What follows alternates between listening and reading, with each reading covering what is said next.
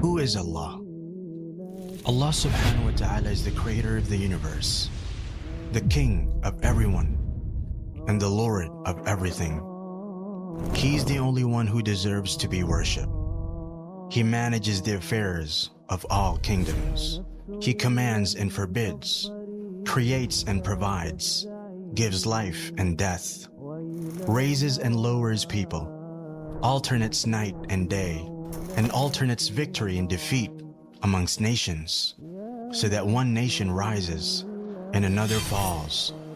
Only Allah's commands and decree are carried out throughout the heavens and the earth, deep in the oceans and in the skies, and throughout the entire universe. His knowledge encompasses all matters, accounting for each and every being and enveloping them with His mercy and wisdom.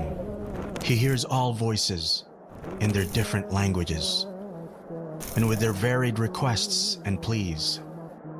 One voice does not distract Him from hearing another, nor do their innumerable pleas confuse Him. The pleading of the needy beggars knocking at His door does not aggravate Him, nor do their questions annoy Him. He sees all things, the visible and invisible. He sees the black ant crawling across a solid black rock in a pitch-dark night. No matters are hidden from Him, nor are secrets withheld from Him. He has knowledge of all that has occurred and all which has yet to occur. Everyone in the heavens and the earth beseech Him for their needs. Every day, He attends to His creation. He forgives sins, eases difficulties, and relieves distress. He mends the broken, enriches the poor, teaches the ignorant, guides the astray, directs the confused, and helps the desperate. He frees the captive, feeds the hungry, clothes the naked, and cures the sick. He accepts the repentance of the one who repents and rewards the one who does good. He aids the oppressed and humbles the tyrant. He conceals faults and calms fears. He does not sleep, nor sleep benefit Him. The deeds of the night ascend to Him before those of the day, and the deeds of the day before those of the night. Light is His veil. If He were to lift His veil in this world, the splendor of His face would burn all of His creation.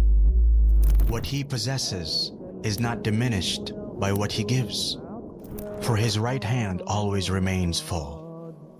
On the day of judgment, the whole earth will be enclosed in a single grip of His hand, and all the heavens will be rolled up in His right hand.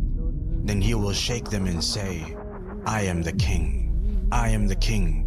It is I who created the world out of nothingness, and I who will return it to how it was.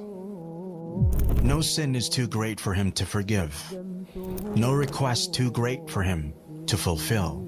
We're all in His heavens and on His earth. From the beginning to the end of His creation, mankind and jinn alike were to be as pious as the most pious amongst them.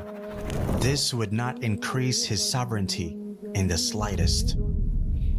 And if they all, from the beginning to the end of His creation, mankind and jinn alike, were to be as sinful as the most sinful amongst them, this would not decrease His sovereignty in the slightest.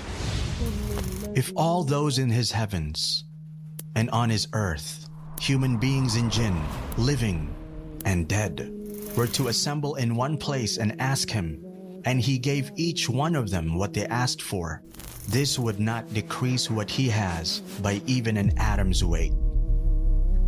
He is the first before whom there is nothing, the last after whom there is nothing. He is the Most High, and there is nothing above Him. The most near, and there is nothing closer than Him. He is the most blessed and exalted. He is the most worthy of being worshipped and remembered. He is the most deserving to be thanked and praised. He is the most compassionate of kings, the most generous of those who are asked, the most forgiving of those who have power, and the most just of those who take revenge. With his knowledge comes wisdom. With his might, his forgiveness. And with his withholding, his wisdom. None obeys him except by his permission. None sins except by his knowledge. When he's obeyed, he's appreciative. When disobeyed, he overlooks and forgives. His anger is always just. Every punishment from him is just, and every blessing from him is a favor. He is the closest witness and the nearest protector. He records the deeds and sets down the appointed times for all things. When he intends something to be, he only says it to be, and it is. He's the king who has no partner, the unique who has no rival, the perfect master who has no companion or child. He's the independent who has no helper. Everything will perish except his face. Every kingdom falls except his kingdom. Every grace except his has its limits. There is none like him.